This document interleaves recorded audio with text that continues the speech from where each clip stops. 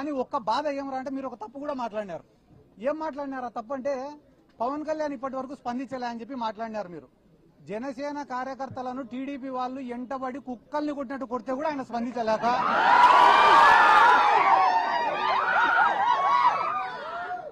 కుక్కల్ని కొట్టినట్టు ఆ వీధిలో చొక్కాలు చింపి కొడితే కూడా పవన్ కళ్యాణ్ స్పందించలే.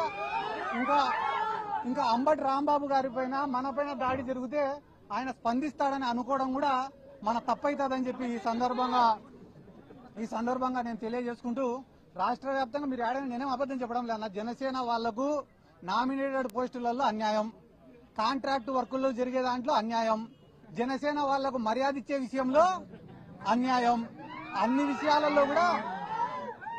విషయాలలో వాళ్ళు నెత్తి నోరు కొట్టుకుంటా అంటే కూడా ఈ పవన్ కళ్యాణ్ స్పందించుకోవడం లేదు.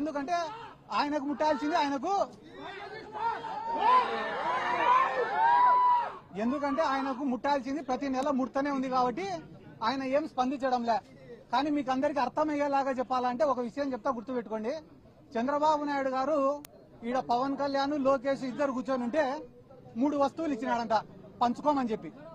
ఒక దుప్పటి ఇచ్చినాడంట, ఒక చెట్టు ఇచ్చినాడంట, 3వది ఒక ఆవుని ఇచ్చినాడంట. మీరిద్దరు పంచుకోండిరా ఆస్తులు అని చెప్పినాడంట. చెప్తేనే లోకేష్ ఏమన్నాడంట, అన్నా 2 నిమిషాలు అయిపోయినాక నీ ఇష్టం, 2 నిమిషాలు. లోకేష్ చెప్పినాడంట పవన్ కళ్యాణ్కి, అన్నా నీకు పంపకాలు సరిగ్గా రావు, నేను పంచుతా, న్యాయంగా పంచుతా ఇద్దరికి అని అంట. అనే తర్వాత మొట్టమొదట దుప్పటి తీసుకున్నారంట. దుప్పటి తీసుకుంటే నారా లోకేష్ ఏం చెప్పాడంట, అన్నా న్యాయంగా పంచుకుందామన్నా ఈ దుప్పటి, దీన్ని పొద్దునంతా నువ్వు వాడుకో, రాత్రి అయితే నేను వాడుకుంటా అని అంట. ఆ న్యాయంగా పంచినావు తమ్ముడు అని చెప్పి దుప్పటి తీసుకున్నాడు పవన్ కళ్యాణ్. తీసుకున్న తర్వాత పొద్దున ఎండకు దాన్ని కప్పుకోలేకున్నాడంట, వేడి అయిపోతేనే సాయంత్రం అయితేనే లోకేష్కి ఇచ్చినాడు. పాపం లోకేష్ తెలివైనాడు కదా, చలికి బాగా కప్పుకొని పండుకున్నాడు. అంటే దుప్పటి లోకేష్కి ఉపయోగపడింది, చంద్రబాబుకు ఉపయోగపడలే. అయిపోయిన తర్వాత పవన్ కళ్యాణ్కి ఉపయోగపడలే.